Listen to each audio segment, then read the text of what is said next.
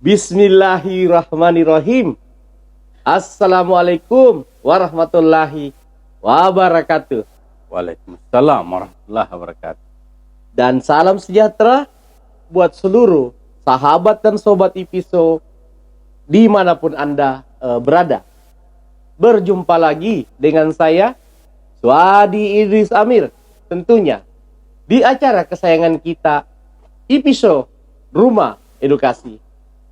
Sahabat dan sobat IPISO, pada kesempatan kali ini, IPISO kembali kedatangan pengamat politik Islam kita dari Universitas Muhammadiyah. Beliau adalah Bapak Dr. Ridwan Pawalang, atau yang lebih familiar saya memanggilnya Dinda Doktor.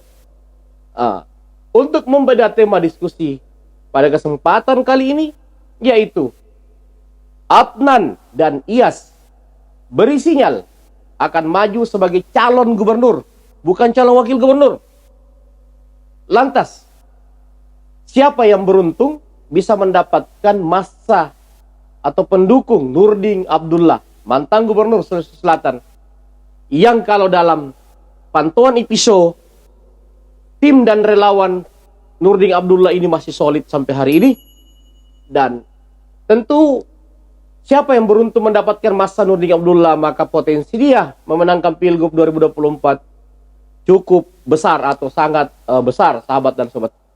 Sebelum saya mendiskusikan ini dengan Dinda Dr. Ridwan Pawalang, tentu saya harus menyapa beliau. Assalamualaikum Dinda. Salam Kak Kadir. Alhamdulillah ketemu lagi. Sehat Dinda? Alhamdulillah. Alhamdulillah Dinda Dokter.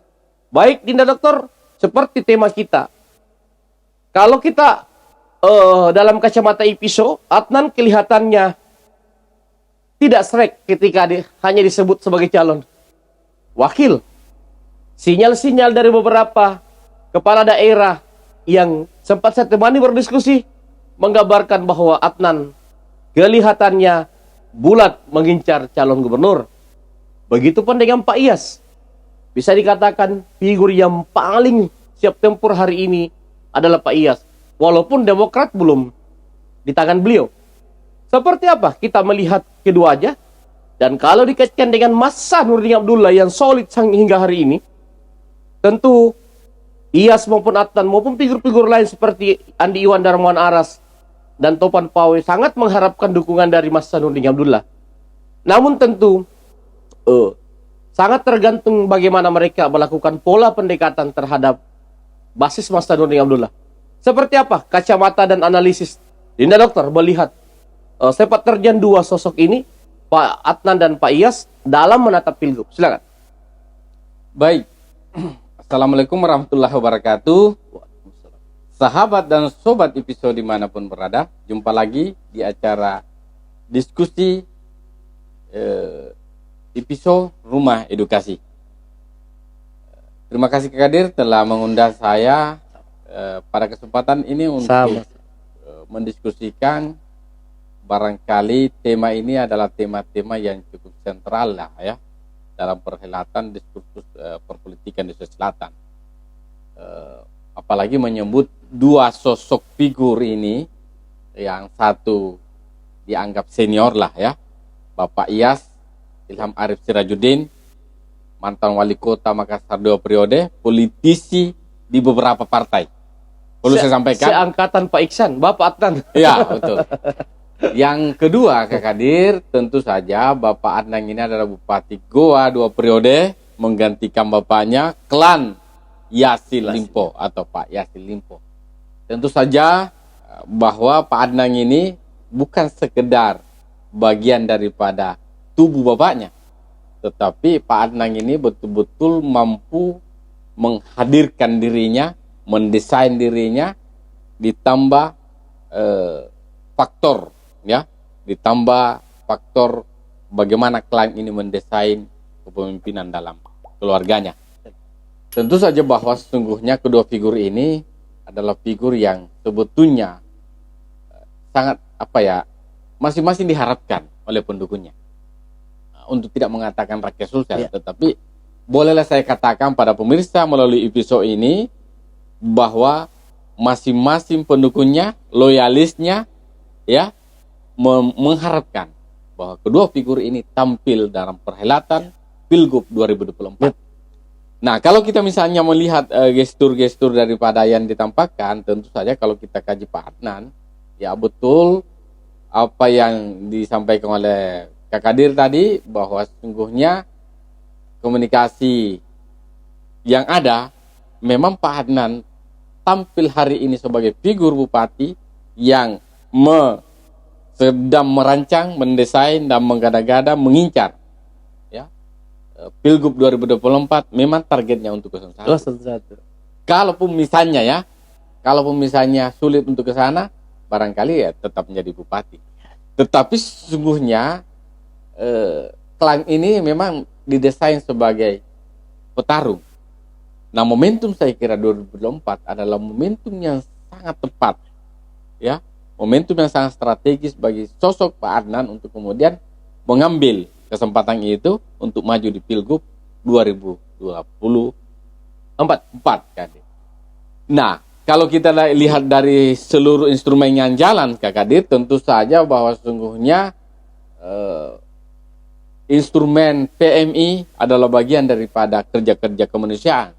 Tetapi tidak bisa dipungkiri bahwa PMI atau Parlemen Indonesia itu beririsan kepada kepentingan-kepentingan politik aktor-aktornya ataupun leadernya. Sebagaimana mungkin kalau boleh katakan almarhum Bapak Ihsan Yassin Limpo juga pernah menggunakan itu, pernah menjadi ketua PMI, dan sedikit banyaknya ada dampak, ada kekuatan-kekuatan di balik PMI itu untuk kemudian menjadi bagian instrumen Pak almarhum Pak Ihsan Yassin Limpo. Nah, hari ini Pak Adnan tentu saja strategisnya ini PMI adalah di beberapa kabupaten kota, ya, ketua-ketua PMI kabupaten kota itu adalah Pak Bupati dan Ibu Bupati. Tentu saja bahwa ini bukan sekedar bahwa itu adalah tiket kosong saja ataupun amplop kosong. Tentu saja ada komunikasi-komunikasi menurut saya, ya, dugaan saya, ya, bahwa ada komunikasi-komunikasi di balik instrumen PMI itu. Selanjutnya barangkali kalau ingin katakan bahwa sesungguhnya perlu diketahui bahwa SKPD di Kabupaten Goa itu beberapa SKPD itu adalah ada orang di luar putra asli Kabupaten Goa. Tentu saja sesungguhnya mereka ini sudah menjadi lagu lama lah menurut saya, bahwa seseorang itu menjadi pejabat daerah itu diharapkan, ya, diminta ataupun berikan instrumen untuk kembali ke daerahnya untuk melakukan kerja-kerja politik, kan. Di samping saya pikir bahwa Pak Anang ini adalah anak muda, tentu saja anak-anak muda yang dari daerah datang ke Makassar, apakah dia kuliahnya di sekitar Alauddin, di sekitar Goa, atau misalnya di Makassar, tetapi mereka ini tentu saja punya keterkenalan, punya pengetahuan, ya, terhadap sosok Pak Adnan sebagai sosok bupati muda hari ini, yang tentu saja dari sisi sepak terjang keluarganya sudah terbukti, ya, di Sulawesi Selatan ini.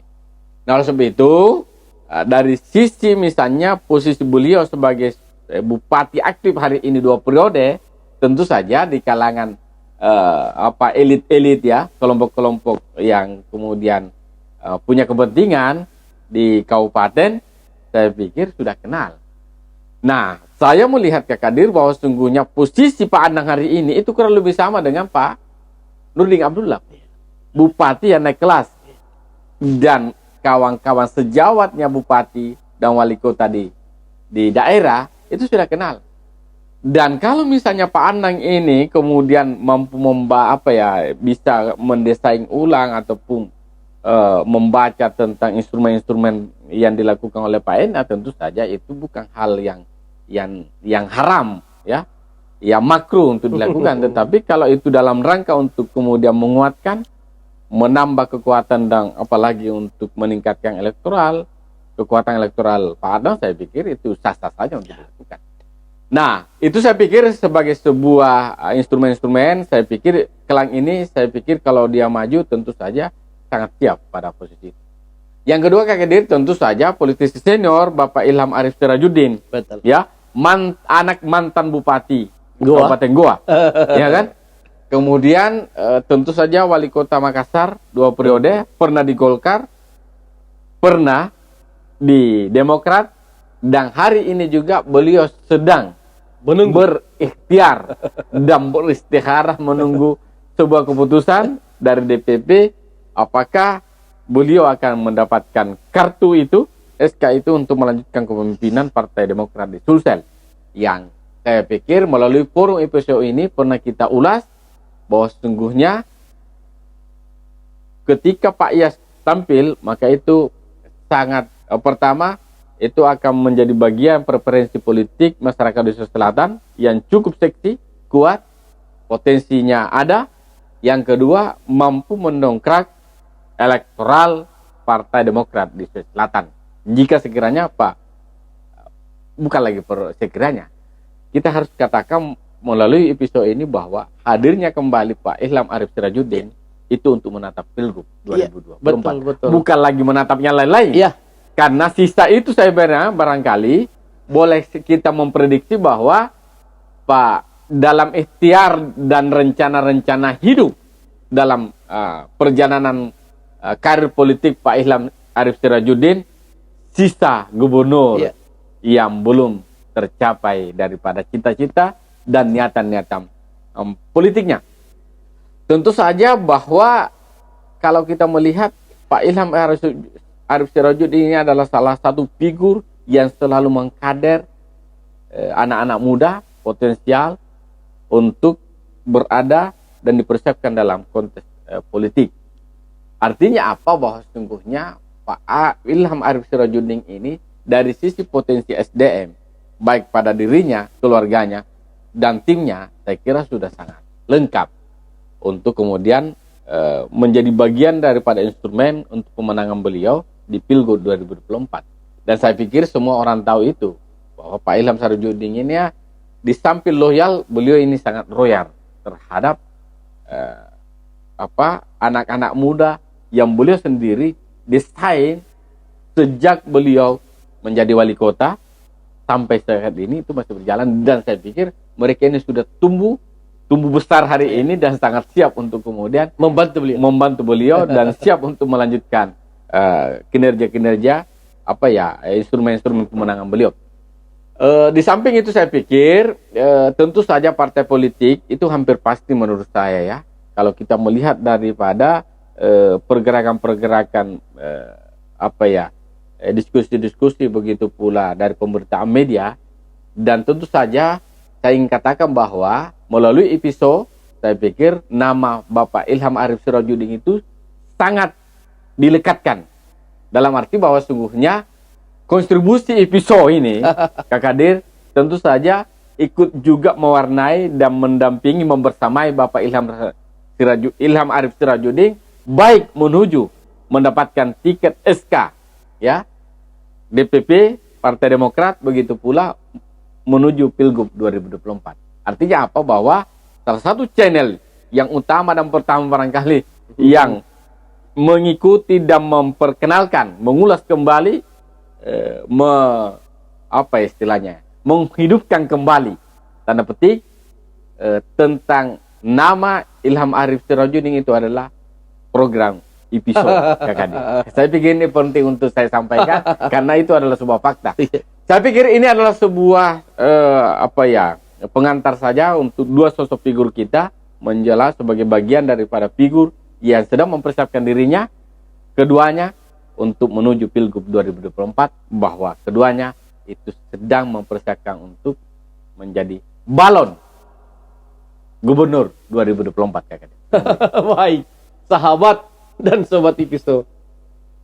Dinda Dr. Ridwan Polang, saya pikir tadi telah mengulas dengan sangat sistematis kedua tokoh senior dan tokoh muda ini, Bapak Adnan Puricita dan Bapak Ilham Arif Sirajuddin, dengan segala potensi-potensi yang beliau miliki.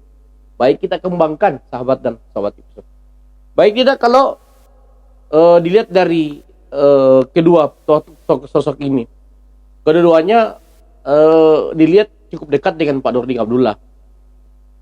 Nah, pertanyaan saya, kalau dilihat dari pola komunikasi dan gerakan mereka, kira-kira di antara kedua tokoh ini, siapa yang paling memungkinkan memiliki daya tarik untuk didukung oleh pendukung Nurdin Abdullah, bahkan didukung langsung oleh Nurdin Abdullah itu sendiri? Baik Kak Kadir, saya melihat begini ya. Jadi indikatornya adalah indikator pribadinya. Itu yang pertama. Artinya apa? Bahwa sesungguhnya kedua orang ini, kedua figur baik Pak Adnan maupun Pak Iyas itu memiliki peluang yang sama untuk mendapatkan dukungan dari massa ataupun pendukung Bapak Nurdin Abdullah di 24 kabupaten kota. Nah, gitu. Nah, tentu saja bahwa sesungguhnya sangat tergantung pada pola komunikasi yang dibangun oleh keduanya. Ya. Tentu saja bahwa ada orang-orang di balik Pak Adnan maupun Pak Ilham ini yang bisa menjembatani kedua figur ini. Disembari barangkali kita sangat berharap bahwa kedua figur ini yang langsung berkomunikasi dengan Prof. Nurdin Abdullah. Yeah. Nah, tentu saja saya ingin sampaikan bahwa sesungguhnya tentu saya Pak Nurdin Abdullah punya kepentingan. Artinya ketika kedua figur ini punya kepentingan dan mau mendapatkan dukungan daripada pendukung-pendukung Pak Ena, tentu saja ada simbiosis mutualisme. Kita memahami dan semua mampu bahwa sesungguhnya Pak Ena sekarang sedang di pesantren KPK. Yeah. Tetapi bukan berarti sebuah akhir daripada perjalanan politik beliau. Artinya apa? Bahwa sesungguhnya Pak Ena ini juga punya kepentingan terhadap figur-figur yang akan bertarung di Pilgub. Apakah misalnya akan mendorong anaknya untuk berpaket atau bisa berkolaborasi, apakah dia akan maju di Kota Makassar, di Pangkep, di Sopeng, atau di Kabupaten Bantaeng. Walaupun Pak Nurdin Abdullah ini sangat lekat Kabupaten Bantaengnya, tetapi daerah yang saya sebutkan tadi itu adalah basisnya, asal daerahnya daripada rumpun keluarga besar Pak Ena. Tentu saja bahwa sesungguhnya itu yang saya masukkan tadi ada simbiosis mutualisme. Apakah akan mendorong itu anaknya atau pada pendekatan-pendekatan lain misalnya, atau seperti apa mungkin kepentingan-kepentingan yang bisa saja terjadi dalam sebuah perhelatan politik. Nah, kita tahu bahwa pendukung Pak Ena itu ada di Kabupaten Goa. Kalau tidak salah, suara Pak Ena di Pilgub 2018 kemarin itu kurang lebih 30% kan di Kabupaten Goa. Kurang lebih. Di Makassar saya kira juga kurang lebih. Oh, di Makassar hampir 50%. Hampir 50, berarti banyak lagi ya kan. Artinya apa? Bahwa sesungguhnya boleh jadi saya ingin katakan bahwa ada irisan pemilih Prof. Ena baik di Goa maupun di Kabupaten, di Kota Makassar, ya, di Goa maupun Kota Makassar, itu adalah orang yang sama, pendukung yang sama, pemilih yang sama. Sisa kemudian dikuatkan saja, direkatkan saja pemilih-pemilih yang ada itu sembari kemudian mengkonsolidasikan instrumen-instrumen lainnya untuk kemudian menambah voter-voter yang ada. Nah, tentu saja ini kan ada irisan-irisan geopolitik ya Kadir. Ya, bahwa Pak Ena ini tidak bisa dipisahkan dari geopolitik selatan. Iya. Nah, hari ini sebetulnya Pak Ena ini betul ada di Makassar, tetapi sesungguhnya rumpun-rumpun beliau juga ada di tengah, ada di Luhut Raya. Iya. Nah, tentu saja bahwa sesungguhnya itu juga bagian yang berpengaruh terhadap Pak Iyas ini dalam mempengaruhi kekuatan beliau di Pilgub 2024. Nah, kemudian Pak Ena sendiri saya pikir beririsan dengan geopolitik Pak Ena. Tentu saja itu adalah sebuah peluang potensi untuk kemudian mengkonsolidasikan, karena geopolitiknya sama. Tentu saja pemilihnya ya sisa seperti apa ya, bisa saja disederhanakan itu. Tetapi saya pikir juga ada tantangan-tantangan bahwa dalam satu dapil saja itu, satu keluarga saja itu kadang-kadang kita sulit untuk kemudian memastikan apakah keluarga ini akan mendukung kita atau tidak. Artinya apa? Bahwa tidak otomatis bahwa satu geopolitik itu otomatis bahwa ini akan mampu untuk dikonsolidasikan. Tentu saja ada trik-trik, ada instrumen-instrumen untuk kemudian meyakinkan ya, mengkomunikasikan, memberi pemahaman kepada voter-voter di Geo yang sama untuk kemudian mereka yakin dan memastikan bahwa dia akan memilih figur yang dimaksudkan daripada figur yang tokoh yang memberikan instrumen tentang itu.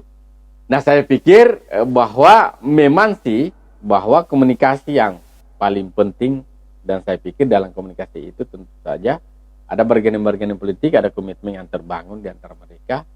Tentu saja politik ini tidak dibicarakan hari ini dan untuk hari ini. Politik ini dibicarakan hari ini dan itu bisa spekulasinya, instrumentasinya 2-3 tahun ke depan, bahkan beberapa periode ke depan. Tentu saja politik ini sangat cair Kakadir. Sisa kemudian Pak Adnan dan Pak Iyas ini bagaimana meyakinkan salah satu figur yang kemudian memberikan sebuah surprise di Pilgub 2018 kemarin. Iya. Itu kemudian yang saya menduga ataupun kuat dugaan saya bahwa relawan-relawan mereka Pak NA ini itu masih aktif di 24 kabupaten kota di Selatan. Saya menduga itu dengan kuat ya Kadir. Per malam ini saja kalau boleh saya katakan bahwa relawan Pak NA ini mau lakukan zikir. Dan beberapa waktu yang lalu juga itu hampir tiap malam-malam yang dipilih dalam sebulan itu masih aktif dan itu berlaku dan ada di kabupaten di luar yang ada malam ini Kak. Saya kembalikan. Baik, sahabat dan sobat Ipiso. Memang kalau dilihat relawan-relawan dan tim NA, mereka kelihatannya memang belum ikhlas, belum ridho terkait musibah yang menimpa NA, sehingga mereka masih membangun asumsi-asumsi bahwa NA ini adalah figur yang beliau cintai ini itu adalah korban dari politik, dan asumsi itu membuat mereka terus membangun konsolidasi aktif ya untuk saling berkomunikasi sesama tim di 24 kabupaten kota, sembari terus meminta nasihat dan masukan dari Pak Nurdin Abdullah terkait setiap ajang politik, terutama menuju 2024. Tentu relawan-relawan Nurdin Abdullah ini akan memainkan peran-perannya di 24 kabupaten kota, baik itu berkaitan dengan pilgub maupun berkaitan dengan pilkada maupun berkaitan dengan pemilihan presiden dan legislatif. Nah, tentu mereka menjadi kubu yang seksi dan akan diperebutkan oleh calon-calon gubernur. Nah, tentu pada malam ini kita fokus membahas Adnan dengan Ilham Arif Sirajuddin. Nah, kalau kita melihat Pak Adnan dan Ilham Arif Sirajuddin ini, Dinda Dokter, seperti apa idealnya mereka membangun peta koalisi untuk bisa memenangkan pilgub? Tentunya juga mengarah pada meyakinkan relawan-relawan NA. Baik Kak Kadir, tentu saja bahwa sesungguhnya kadang-kadang sih geopolitik itu dipertimbangkan dalam sebuah pertarungan. Walaupun misalnya di beberapa kasus itu juga tidak lagi melihat pada geopolitik. Walaupun di Sulsel ini barangkali pertimbangan-pertimbangan pilihan figur mewakili geopolitik itu juga masih menjadi bagian ya yang cukup berpengaruh terhadap keterpilihan pemenangan pasangan calon gubernur dan calon wakil gubernur. Nah, kalau kita melihat bahwa sesungguhnya misalnya Pak Adnan ini kan Geo Selatan, gitu. Gua Makassar ini saya pikir itu sudah selatan ya. Paling tidak kalau kita boleh katakan Goa ini adalah jantungnya Sulawesi Selatan bersama Makassar kan. Oleh sebab itu saya pikir kalau misalnya pertimbangan wakil yang bisa mempengaruhi kekuatan beliau, tentu saja bisa untuk kemudian mempertimbangkan figur-figur yang ada di 3 geopolitik itu, apakah Tengahan, Aja Tapareng atau misalnya Luhut Raya. Tentu saja semuanya butuh kajian ya, walaupun misalnya itu juga tidak otomatis ya, dalam arti bahwa kajian yang ada itu juga kadang-kadang ada saja yang menjadi faktornya sehingga kemudian berkurang daripada kekuatan-kekuatan yang dikaji lebih dari awal. Nah, kemudian misalnya Pak Ilham Arif Sirajuddin ini, ya, beliau memang besar ya, besar di Kota Makassar, bapaknya mantan bupati di Goa, tetapi darahnya ini mengalir dari tengah. Nah, ada yang katakan bahwa Pak Ilham ini ada darah bonenya, ada darah lurayanya dan seterusnya. Tetapi yang pasti bahwa Pak Ilham Arif Sirajuddin ini adalah mantan wali kota Makassar dan itu tidak bisa di apa ya? Bone Enrekang beliau. Ya. Ibunya Enrekang. Bone ya, maaf. Bone Enrekang. Tentu saja bahwa sungguhnya Pak Ilham Arif Sirajuddin ini sudah mendarah daging, ya. Karakter beliau dan irisan politik beliau adalah Makassar. Iya. Nah, bagi apa ya? Bahwa beliau berasal dari dua daerah Bone maupun Enrekang, saya pikir itu adalah bagian yang akan menjadi desain instrumen politik beliau, pemenangan beliau pada Pilgub 2024. Nah, tentu saja bahwa sesungguhnya kalau misalnya pertimbangan geopolitik dan hubungannya dengan dukungan pendukung Nurdin Abdullah, tentu saja kita melihat apakah Prof. Enda ini akan sudah saatnya ya, atau sesegera mungkin mendorong anaknya untuk menjadi tampil di Pilgub 2024, atau seperti apa? Atau di luar lingkaran keluarga inti beliau akan didorong. Tentu saja pertimbangannya adalah pertimbangan geopolitik dan kekuatannya pada aspek kekuatan menang. Karena kita berharap bahwa kekuatan itu kekuatan yang lebih, kekuatan ekstra untuk memenangkan sebuah pertarungan Pilgub di 2024. Apalagi ini akan muncul anak-anak muda, petarung-petarung, newcomer dan seterusnya. Tentu saja di samping itu barangkali politisi gaik misalnya Pak Ilham Arif Sirajuddin, ada Pak Tepi dan seterusnya. Ya, tentu saja kita tidak bisa memungkiri bahwa sesungguhnya di Pilgub 2024 itu tidak akan muncul politis-politis senior. Walaupun hari ini yang muncul di permukaan hanya anak-anak muda, tetapi saya katakan tidak menutup kemungkinan akan muncul tokoh-tokoh senior, bisa saja akan mengincar 02. Nah, jika sekiranya itu mampu untuk mendongkrak sebuah kekuatan elektoral, tentu saja itu bisa saja muncul kan.